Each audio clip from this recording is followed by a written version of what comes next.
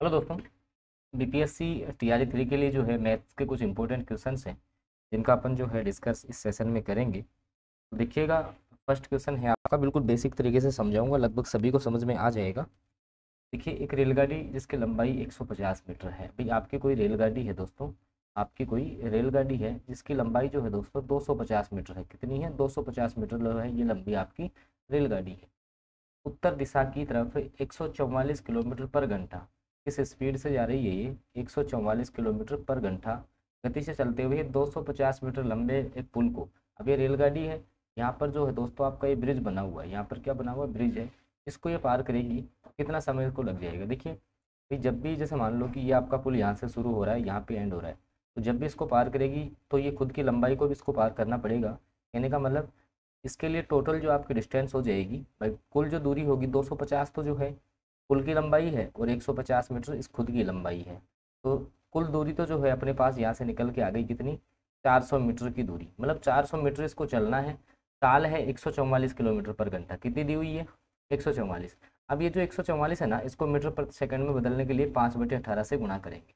5/18 से इसको क्या कर लेंगे? गुणा कर लेंगे, ठीक है। तो जब आप इसको काटे में 18 से काटोगे तो आपका जो है ये आपका 8 बार कट जाएगा, ठीक है। 8 को 5 से गुणा करेंगे तो 40 मीटर पर सेकंड आ गई चाल। 40 मीटर पर सेकंड में क्यों निकाली? क्योंकि यहाँ दूरी मीटर में थी। अब अपन को पता है कि समय बराबर होता है क्या? आपका दूरी बटे में चाल। दूरी बटे में चाल। दूरी कितनी है? 400 है। चाल कितनी है? 40 है। जीरो से जीरो कैंसिल, कितना आ गया? 10 सेकंड। कितना कितना समय लग जाएगा इसको? 10 सेकंड का समय। कहाँ है? D option. डी ऑप्शन सटीक हो गया, देख लीजिए आप। 64वीं बीपीएससी प्रारंभिक परीक्षा 2018 में आया हुआ पर्सन है। आई होप समझ में आ गया होगा, बिल्कुल बेसिक से बता रहा हूँ। अगला पर्सन देखो, एक कमरा इसकी लंबाई 12 मीटर है, चौड़ाई 9 मीटर है और ऊंचाई 8 मीटर है में रखे जा सकने वाले खंबे की अधिकतम लंबाई क्या है, ये आपको बताना है। देखिएगा दोस्तों, एक्चुअली जो है आपका रूम इस शेप का होता है। आप सभी को पता है कि घनाभ के आकार का जो है आपका रूम होता है इस प्रकार का। जैसे मान लो ये आपका रूम है, ठीक है। अब इसमें सबसे लंबी अगर कोई छड़ रखेंगे तो ऐसे में जो आपके कॉर्नर हैं उनमें अपन रखेंगे ऐसे, इस कोने से इस कोने तक। तो इसको मैथ्स की भाषा में बोलते हैं इसका विकर्ण। क्या बोलते हैं? इसका विकर्ण। ये निकालने का सूत्र दोस्तों √L² + B² + H² होता है, पता होना चाहिए तुम्हें। लंबाई का स्क्वायर तो देखो, लंबाई कितनी है? 12, तो 12 का स्क्वायर प्लस चौड़ाई वृत्त कितनी है इसकी? 9 है, तो 9 का स्क्वायर। और हाइट ऊंचाई कितनी है? देखो 8, तो 8 का स्क्वायर। अब देखो यहाँ से आपका जो है 12 का स्क्वायर कितना हो गया? 144। 9 का कितना? 81। 8 का कितना? 64। ठीक है, इन सबको आप जोड़ोगे कितना आने वाला है? 289। कितना आएगा? 289। कितने का वर्ग होता है सर? 17 का होता है। 17 आंसर हो गया, ये लो। सी ऑप्शन आपका सटीक हो गया, ठीक है। ये पर्सन भी जो है ना, वो 64वीं बीपीएससी प्री एग्जाम 2018 में आया हुआ है, ठीक है। सारे क्वेश्चन बेसिक से करवाऊंगा, घबराने की आवश्यकता नहीं है। जीके जीएस में बहुत अच्छा स्कोर आप कर लोगे। ये अपनी जीके जीएस की पीडीएफ है। अगर आपका जैसे मान लो कि प्लान हो कि हम 1000% पढ़ के चले जाएं, GK math current GK science इसमें सारे क्वेश्चन है। टीआरई 1 की बात कर ले, सीधे 23 क्वेश्चन, टीआरई 2 में 26 क्वेश्चन के लगभग जो है इस पीडीएफ में से आए हैं। जिसको भी चाहिए RS 90 रुपीज़ में मिल जाएगी आपको ये। आपको करना क्या है इसके लिए? आपको ये जो नंबर है डिस्प्ले पे भी चल रहा है 6376703831, इस पर व्हाट्सएप मैसेज करना है इसके लिए, ठीक है। चलो अगले प्रश्न पे देखो। अगला जो क्वेश्चन है, देखिए 7 सेंटीमीटर अर्धव्यास के एक वृत्त। अब ये अर्धव्यास का मतलब क्या होता है दोस्तों? जैसे ये आपका कोई वृत्त है, तो ये तो इसका पूरा तो व्यास हो गया, यहाँ से यहाँ तक। ये तो क्या है? व्यास। अर्धव्यास का मतलब यहाँ से यहाँ तक, मतलब कि अर्धव्यास बोलते हैं किसको? है त्रिज्या को बोलते हैं सर। अर्धव्यास किसको बोलेंगे? तो त्रिज्या को बोलेंगे। तो कहना का मतलब त्रिज्या इसकी दी हुई है कितनी? 7 सेंटीमीटर है। एक क्षेत्रक, मतलब ये इस प्रकार से बना हुआ है, मैं आपको समझाना चाहूँ तो क्षेत्रक जो है 7 सेंटीमीटर अर्धव्यास से, जैसे मान लो ये और ये, और इसने जो है जैसे मान लो यहाँ से ये एंगल 120 का है। कितने का है? 120 का है। तो ये जो क्षेत्र है ना, ये जो क्षेत्र इन दोनों से गिरा हुआ है, इसका क्षेत्रफल निकालना है तुम्हें। फॉर्मूला तुम्हें पता होना चाहिए, πr² थीटा बटे में 360। कितना होता है? πr² थीटा बटे 360, याद होना चाहिए, ठीक है। तो देखो पाई का मान जो है वो आप 22/7 रखेंगे। यहाँ से आगे यहाँ बता देता हूँ ना, थोड़ा बेस्ट समझ में आ जाएगा। पाई का मान 22/7 रखो। आर का मान कितना है? 7, तो 7 का स्क्वायर करोगे 7 × 7। थीटा, थीटा की जगह कितना आ जाएगा? 120 बटे में 360। 7 से 7 कैंसिल हुआ आपका, ठीक है। 120 से ये आपका कितनी बार कटेगा, 3 बार कटेगा। आप 22 को 7 से गुणा करेंगे 154, 154 में 3 का भाग आप ले लेना, तो आपका आ जाएगा 51.31। कितना आ जाएगा, 51.31 जो है वो आपका सटीक आंसर हो जाएगा। याद रखना है इस प्रश्न को आपको, ठीक है। आ जाओ अगले प्रश्न पे। 3 सेंटीमीटर, 4 सेंटीमीटर, 5 सेंटीमीटर भुजाओं वाले 3 घन हैं। एक की भुजा 3 है, दूसरे की 4 है और तीसरे की 5। तो 3 घन किसी धातु के बने हैं, इनको गलाकर एक नया घन बनाया जाता है। इस नए घन की भुजा क्या होगी बताओ। देखिए मान लो कि एक, जैसे एक तो 3 सेंटीमीटर है तो इसका आयतन क्या होता है, देखो भुजा क्यूब। आयतन क्या होता है हमेशा घन का, भुजा क्यूब होता है। वैसे 3 का क्यूब कर देंगे अपन, तो 3 गुणा में 3 गुणा में 3 कितना हो गया, 3 को 3 से 9, 9 को 3 से 27।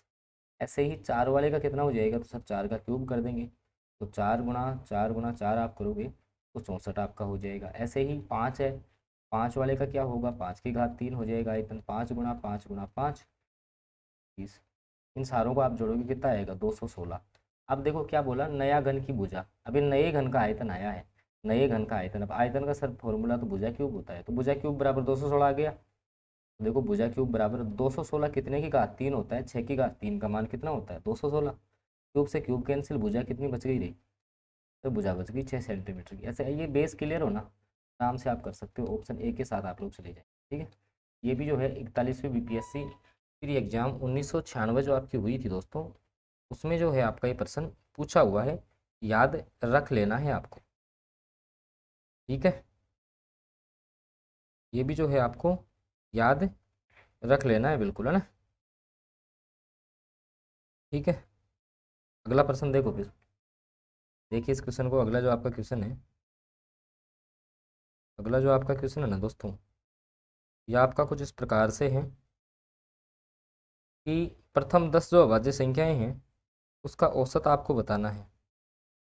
कितनी, प्रथम 10 अभाज्य संख्याओं का औसत आपको बताना है। देखो प्रथम 10 अभाज्य संख्या, सबसे पहले अभाज्य संख्या शुरू कहाँ से होती है, 1 से नहीं होती, 2 से होती है। 2 है, 3 है, 5 है, 7 है, 9 नहीं है, 11 है, 13 है, 15 नहीं है, 17 है, 19 है, 21 नहीं है, 23 है। कितनी हो गई, 10 हो गई क्या, 3 3 6 3 9। 23 के बाद 25 नहीं आएगी, 27 नहीं आएगी, 29 आएगी। इन सारों को जोड़ करके कितनी संख्याएं हैं, 10, 10 का भाग लगा देना सारों को जोड़ के। सारों को जोड़ोगे ना आप इनको, इन सबको अगर आप ऐड कर लोगे तो आपका होने वाला है कितना, 129। कितना होगा 129, 129 में 10 का भाग लगा लेना आप, कितना आ जाएगा 12.9 आपका आंसर आ जाएगा। कितना आने वाला आंसर 12.9 जो है ना, वो आपका जो है सटीक आंसर रह जाएगा इस क्वेश्चन का। ऑप्शन सी के साथ आप लोग जाएंगे भी, है ना। चलिए अगले प्रश्न पे।